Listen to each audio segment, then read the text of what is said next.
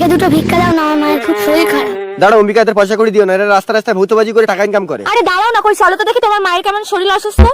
মা মা তোমার সাথে কে দেখা করতে এসেছে? এ কি বিকাশ তুমি? আরে বিকাশ তুমি কে চেনো? না না, এই ভিখারিকে আমি চিনি না। বিকাশ গর্ভবতী অবস্থায় আমাকে ফেলে রেখে কোথায় চলে গেছি? অম্বিকা শোনো, অম্বিকা আমার কথাটা তো শোনো। তুমি কি না বলেছিলে আমি তোমার প্রথম ভালোবাসা? এই তুমি কে? তোমাকে আমি চিনি না। আমাকে একবার স্পর্শ করে দেখো, দেখবে সব মনে পড়ে যাবে। অম্বিকা নামো তো, আমার সাইকেলের চেনটা পড়ে গেছে। ও রাজু, ভাল লাগে না ঘোড়ার মাথা। অম্বিকা তুমি একে বিয়ে করে সারা জীবন তোমাকে সাইকেল চড়েই বেড়াতে হবে। তুমি আমাকে বিয়ে করো, আমি তোমাকে রাজরানীর মতো করে রাখবো। তাই চলো বিকাশ, আমি আর এই ভিখারির সঙ্গে থাকবো না। অম্বিকা, অম্বিকা তুমি আমাকে ছেড়ে যেও না। আমি আজকে গরিব বলে তুমি আমাকে ছেড়ে চলে গেলে। বিকাশ, এর প্রতিশোধ আমি একদিন না একদিন তুলবো। এই ইটের বাড়ি মেরে ওকে আজকে শেষ করে দেবো।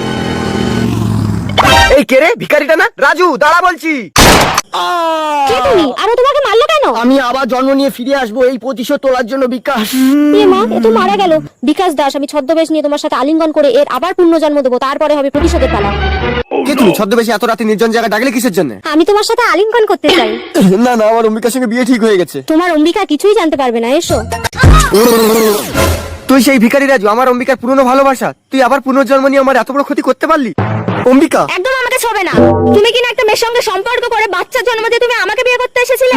রাজু, আগে আমি তোমারই ছিলাম, এখনো তোমারই অম্বিকা! থাকবো। চুপ কর, এখন সম্পর্কে আমি তোমার বৌমা হই। তুমি বড় হও, আমি তোমার জন্য অপেক্ষা করবো। তুমি বুকে এসো।